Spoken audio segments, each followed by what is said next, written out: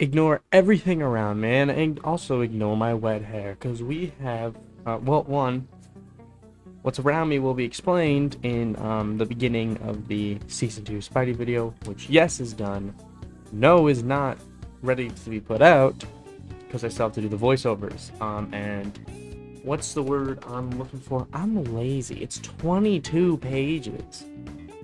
It's gonna take so long. I just don't want to do it. That's my thing. I'm just lazy as hell, but I'll do it. I'm doing it eventually.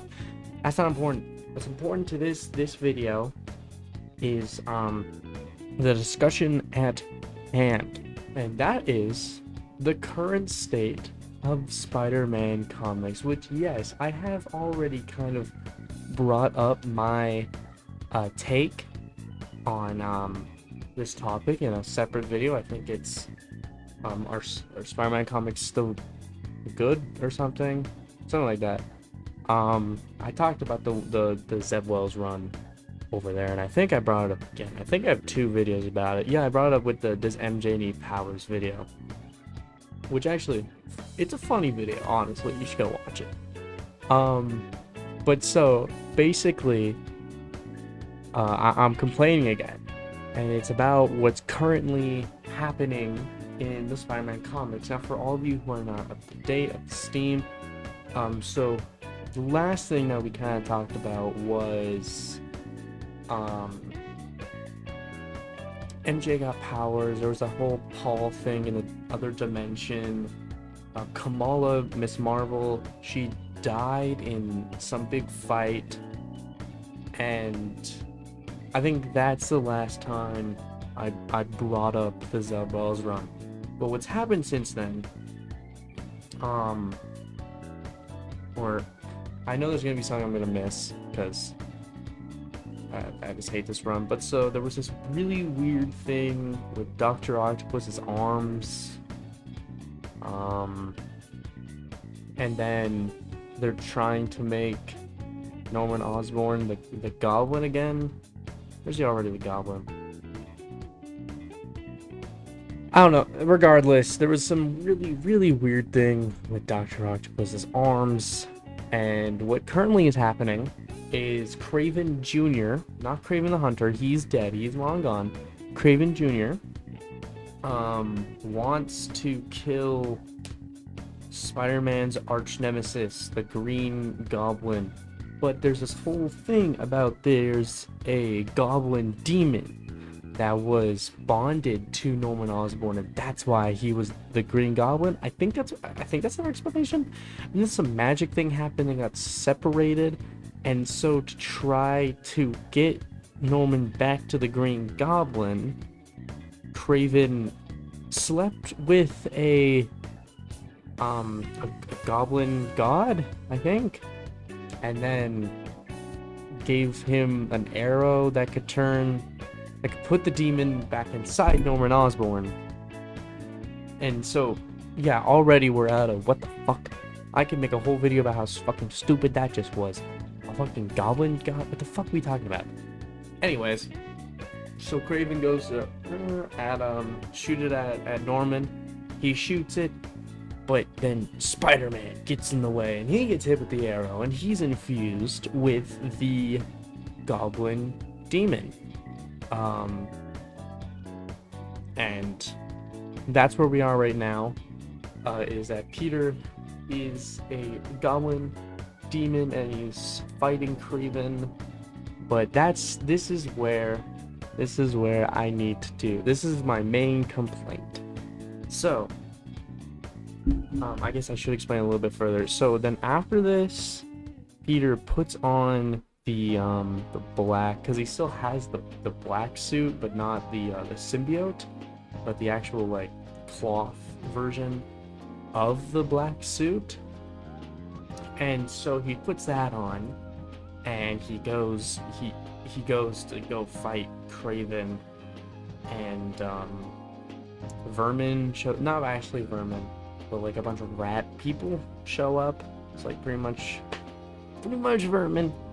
And then Kraven is like almost killed by them, and then Spider-Man like lets him out, Also, Spider-Man's like batshit crazy right now. And then he brings him to a grave. He throws him in the grave, throws him a rifle, and says, "You can use this if you want to skip to the end." Yeah, I think that's where I can't remember anything. That's all that's really I need to talk about. But so to understand why I'm not happy with what's happening, we have to understand Kraven's Last Hunt.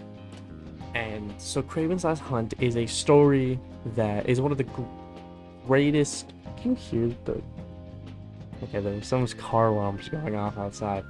But so pretty much, Kraven was like, I'm gonna have my greatest hunt. I'm gonna kill Spider-Man. And this was at the time that Spider-Man was wearing the cloth black suit. And so Kraven thinks that he kills him, he buries him, takes up the mantle of Spider-Man. Spider-Man comes back, beats him up, Kraven kills himself. There's so much more to it, like the fact that Vermin had a big part to play in it. It's pretty much the big main players are Spider-Man Black Suit, Kraven, Vermin. Now, let's go forward to the current story going on. The main players are Black Suit Spider-Man, Kraven Jr., and a bunch of Vermin. And during this whole storyline, they keep doing iconography for Kraven's Last Hunt, like recreating like some of the shots and stuff like that. And then the gun that Spider-Man throws at Kraven Jr., I don't know if it's the exact same gun that Kraven killed himself with, but it's the exact same design of the gun that Kraven shot himself with. And so my whole complaint is that it's kind of stagnant, you know? Like, and the worst part is, this is the best. Probably, this is my favorite part of the Zeb Wells run. And it's just, imagine Kraven's Last Hunt, but if Spider-Man had the Venom suit and not the cloth suit, because of the way that he's acting. It's kind of like if Spider-Man succumbed to the Venom and then Kraven's Last Hunt happened. That's kind of the story going on here. And even worse is if we start looking at a bunch of Elseworld stories and stuff like, or Elseworlds is DC, like other, like look at some multiverse stories. Most of the Spider-Man ones are, what if Spider-Man was evil? Like, what if he succumbed to the Venom? What if after he killed that lady in Spider-Man vs. Wolverine, he stayed evil? What if Uncle Ben stayed alive and then this Spider-Man started siphoning the life of other Spider-Man? Things like that. That's been most of the really, I guess, famous ones. Like the one that I see reposted a lot is that symbiote one, where it's like, this is Spider-Man if he doesn't hold back. Look at, he's so cool and handsome and sexy. Like things like that. Actually, it's not a joke. I've seen things like that. Okay, don't call me weird for saying that. But so, most of the kind of stories of Spider-Man that people are talking about that isn't our main Peter are just what if Spider-Man was evil. And then in mainline, they just do Kraven's Last Hunt, but if Spider-Man was evil. It kind of just, it's stagnant. I'm getting bored. I'm getting bored of evil Spider-Man. I'm sorry. I'm getting bored of him. It doesn't entertain me. It used to really just entertain me, and it's starting to lose its edge. And we're just doing Kraven's Last Hunt again. Because Zeb Wells can't write a good original story. He has to just take bits and parts of Spider-Man stories that people like and try to put them together and hope that he can make something good. And it's just unfortunate. It's really just unfortunate that we can't just get a good original Spider-Man story. And you may be saying, no, that's not possible. They said every story.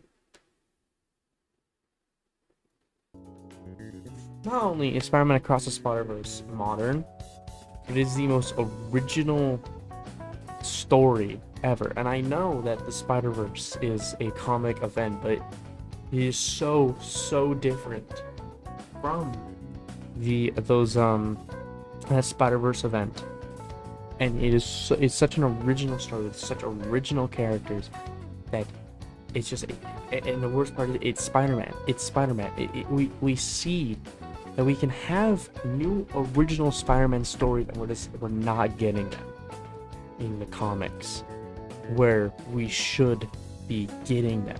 And if we do get a new original Spider-Man story, it's what if Spider-Man was evil in this part of his life. I don't get it. And especially when we go and we look at Batman.